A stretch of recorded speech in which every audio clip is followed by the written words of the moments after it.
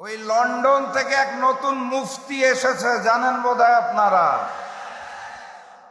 আমরা আশা করেছিলাম লন্ডন থেকে একজন জাতীয় নেতা দেশের মাটিতে আসার পর এই চাঁদাবাজি এবং রাহাজানিতে লিপ্ত গুন্ডা প্রকৃতির বিএনপি বোধহয় পরিবর্তন হবে, কথাবার্তা আচরণে বোধহয় বিএনপির একটা পরিবর্তন হবে।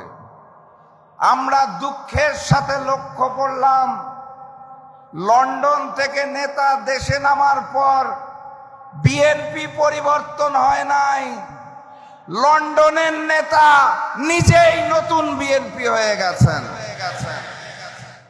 সংগ্রামী সাথী এবং বন্ধুগণ, বিএনপি নামক দলটি যদি রাষ্ট্রীয় ক্ষমতায় আসে তাহলে যিনি প্রধানমন্ত্রী হবেন, জাতীয় নেতা, তার দলের নেতারা তাকে বলে জাতীয় ইমাম, তিনি মঞ্চে দাঁড়িয়ে বলেন গুপ্ত গুপ্ত। হ্যাঁ, ওনার মতো একজন জাতীয় নেতার মুখে আমরা এই ধরনের তৃতীয় শ্রেণীর রাজপথের বিএনপি কর্মীদের ভাষা আশা করি নাই।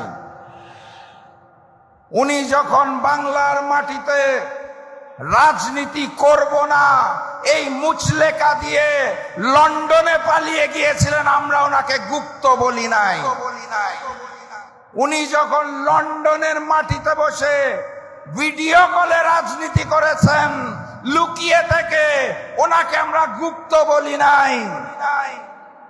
উনি যখন দেশনেত্রী বেগম খালেদা জিয়াকে বালুর ট্রাক দিয়ে আটকে রাখা হয়েছিল, তাও দেশে না এসে বিদেশ থেকে আহ্বান জানিয়েছিলেন, ওনাকে আমরা গুপ্ত বলি নাই। দেশনেত্রী বেগম খালেদা জিয়াকে যখন গ্রেফতার করে তিলে তিলে জেলখানায় অত্যাচার করা হয়েছিল, উনি তাও দেশে আসেন নাই, লুকিয়েছিলেন লন্ডনে, ওনাকে আমরা গুপ্ত বলি নাই।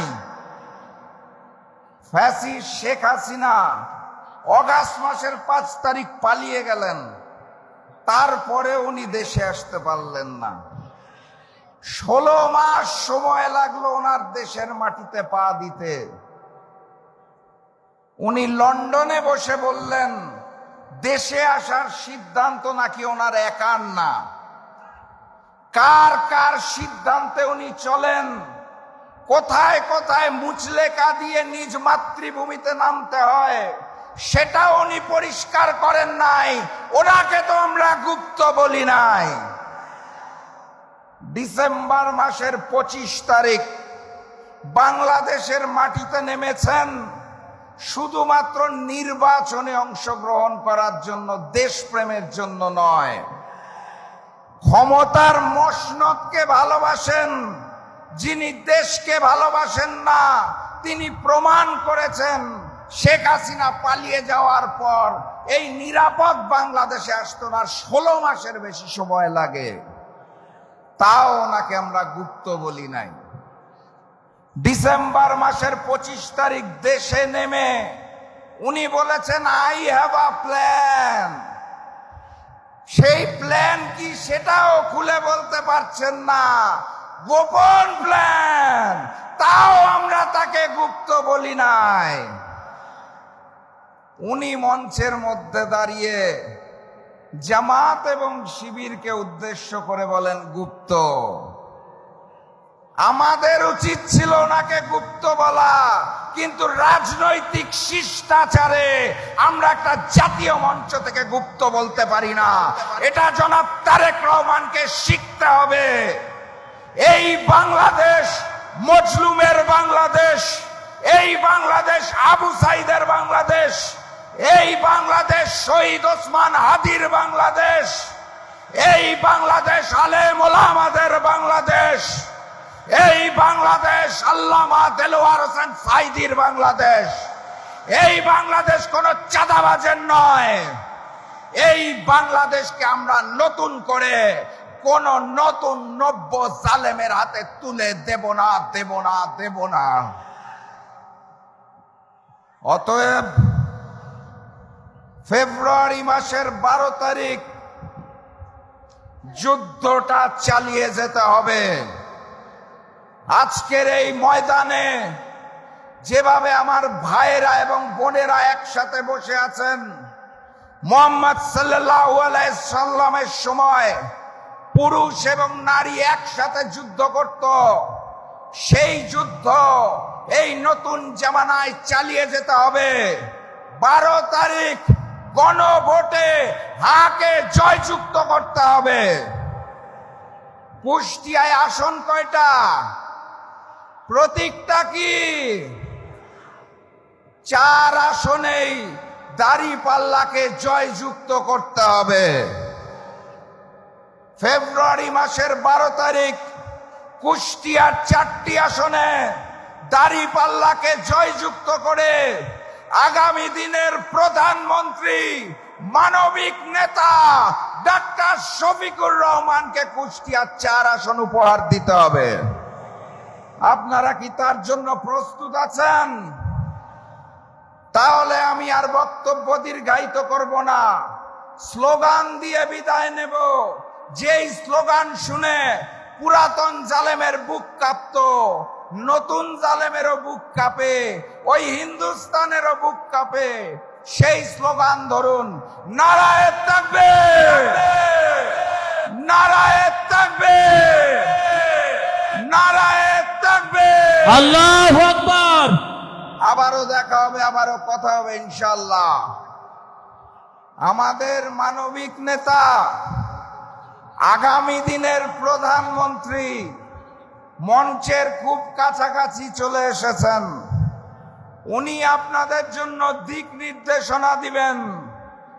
আমি শুধু সংক্ষেপে এটুকু বলে যেতে চাই, আমাদের মানবিক নেতাকে 11 দলের পক্ষ থেকে আমরা প্রধানমন্ত্রী করব বলে সর্বসম্মত জ্ঞাপন করেছি।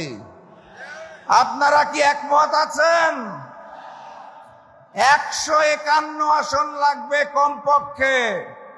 কুষ্টিয়ার 4টা আসনের 4টাই চাই 4-0 গোলে পরাজিত করব ইনশাআল্লাহ। প্রিয় সাথী এবং বন্ধুগণ, আমাদের নেতা, আমাদের রাহবার ডাক্তার শফিকুর রহমান ঘোষণা দিয়েছেন, ওই দুর্নীতিবাজ চাঁদাবাজদের হাতে আর দেশ দেওয়া হবে না। দেশ চালাবে ঐক্যবদ্ধ বাংলাদেশ। আমরা যেই 11টি দল একত্রিত হয়েছি, এই দল মিলেই গঠিত হয়েছে ঐক্যবদ্ধ বাংলাদেশ। আমরাই বাংলাদেশ, আমরাই গড়ে তুলব আগামীর বাংলাদেশ। ন্যায়, ইনসাফ, কুরআন এবং অবহেলিত ন্যায্য পাওনাহীন মানুষের বাংলাদেশ গড়ে তোলা হবে। কুষ্টিয়াতে আপনাদের 4 জন প্রার্থীকে নির্ধারণ করা হয়েছে। তাদের তো চিনেন আপনারা নাকি? ফ্যাসিস্ট হাসিনা যাওয়ার আগে পরে কখনো চাঁদাবাজি করেছেন? কখনো দুর্নীতি করেছেন? আপনারা বিশ্বাস করেন এই 4 জন ইনসাফের প্রতীক দাঁড়িপাল্লা নিয়ে বিজয়ী হয়ে আসতে পারলে আপনাদের পাশে থাকবে? তাহলে সেই 4 জনকে জয়যুক্ত করার জন্য আমার মা বোনেরা এবং আমার ভাইয়েরা 12 তারিখ যুদ্ধের প্রস্তুতি আছে তো নাকি? গণভোটে কাকে ভোট দিবেন? গণভোটে, গণভোটে, গণভোটে কুষ্টিয়ার মার্কাটা কি? কুষ্টিয়া 1, কুষ্টিয়া 2, কুষ্টিয়া 3, কুষ্টিয়া 4। ঐক্যবদ্ধ বাংলাদেশ। সবাই মিলে ইনশাআল্লাহ শফিকুর রহমানের, আমাদের মজলুমের জনতা, সংগ্রামী সাথী এবং বন্ধুগণ, নয়া জালেম বিএনপি আপনাদের ঘরে ঘরে এসে এক কার্ডের গল্প বলে, শুনেছেন নাকি? ঐক্যবদ্ধ বাংলাদেশের কাছে কোনো কার্ড নাই। আপনাদের কি মন খারাপ? কারণ নতুন জালেম নতুন কায়দায় চাঁদাবাজির পরিকল্পনা করেছে, তার নাম হচ্ছে কার্ড। ফ্যাসিস্ট শেখ হাসিনা বলেছিল 10 টাকা কেজিতে চাল দিব, 5 টাকায় ডাল দিব, ঘরে ঘরে চাকরি দিব। মনে আছে আপনাদের? 10 টাকা কেজিতে চাল পেয়েছিলেন, 5 টাকার ডাল, ঘরে ঘরে চাকরি। লন্ডন থেকে এসেছে তো 10 টাকার চালের জায়গায় আধুনিক কার্ডের ব্যবস্থা করেছে। কার্ডের যে মূলা ঝুলানো হয়েছে, কার্ড না হয় দিবেন, সেই কার্ডের জন্য প্রতি ঘর থেকে আবার কত টাকা চাঁদা তুলবেন সেটা তো বলেন নাই। এই সব আধুনিক কার্ডের মূলা ঝুলাবেন না, বাস্তবসম্মত কথা বলুন। যদি মনে করেন আগামীর বাংলাদেশ গড়ে তোলার জন্য কাঁধে কাঁধ মিলিয়ে আমরা একসাথে কাজ করতে রাজি আছি, তাহলে আমি বিএনপিকেও আমন্ত্রণ জানাবো।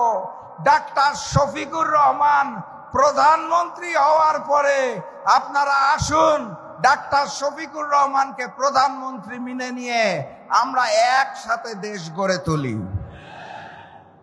আর যদি মনে করেন ওই যে আই হ্যাভ আ প্ল্যান গুপ্তর মতো দেশে আসবেন আর লন্ডনে দৌড়াবেন, আপনাদের নেতাকর্মীরা চাঁদাবাজি রাহাজানি চালিয়ে যাবে, মামলাবাজি চালিয়ে যাবে, ভূমি দখল চলিয়ে যাবে, তাহলে মনে রেখেন বাংলার তৌহিদি জনতা রক্ত দিতে শিখেছে। আমরা শহীদি তামান্না নিয়ে জন্ম নিয়েছি, প্রয়োজনে সবাই শহীদ হব। এই নতুন বাংলাদেশকে আর জালিমের হাতে দিব না। বিএনপির মঞ্চ থেকে গণভোটে হায়ের পক্ষে কোনো দাবি শুনেছেন? বলে না কেন? কি বলে? 31 দফা আছে তাদের, কি কি জানি, সংস্কারের জনক, সংস্কার চায়। একটা বার আমি বিএনপির মঞ্চ থেকে বিএনপির বড় কোন নেতার মুখে গণভোটে হার পক্ষে বক্তব্য শুনি নাই। প্রেস কনফারেন্সে সাংবাদিকদের প্রশ্নের মুখে, চাপের মুখে কোন কোন নেতা বলে নায়ের পক্ষে যাওয়ার সুযোগ নাই আমাদের, তাও মুখ দিয়ে হা বার হয় না, বলে নায়ের পক্ষে যাওয়ার নাকি সুযোগ নাই। সংস্কারে এত ভয় কিসের? 10 বছরের বেশি কেউ প্রধানমন্ত্রী থাকতে পারবে না, এটা শুনে কষ্ট হয়। যদি ঘুরে ঘুরে বিএনপি থেকেই অন্য নেতা প্রধানমন্ত্রী আসে, তাহলে সমস্যাটা কোথায়? এক পরিবারেই কুক্ষিগত করে রাখতে হবে। শেখ পরিবারও চেষ্টা করেছিল বাপ দাদার পৈতৃক সম্পত্তি বানানোর জন্য দেশটাকে। আমরা সেদিনও জুলাই গণঅভ্যুত্থানে মাঠে ময়দানে নেমে বারবার বলেছিলাম, এই বাংলাদেশ কারো বাপ দাদার সম্পত্তি নয়, এই বাংলাদেশ জনগণের। জনগণ যাকে চাবে তাকেই দেশের সেবার দায়িত্ব দিতে হবে। ওনারা শাসক হতে চায়। কুষ্টিয়ায় যে 4 জন এমপি পদপ্রার্থী, আমি সেই 4 জনের পক্ষ থেকে ওয়াদা করছি, জামাতের 4 প্রার্থী শাসক হতে চায় না, তারা সেবক হতে চায়। আপনারা সেবক হিসেবে আমাদের 11 দলের মনোনীত প্রার্থী বাংলাদেশ জামাত ইসলামের 4 জনকে দাঁড়িপাল্লা প্রতীকে ভোট দিয়ে 12 তারিখ জয়যুক্ত করবেন।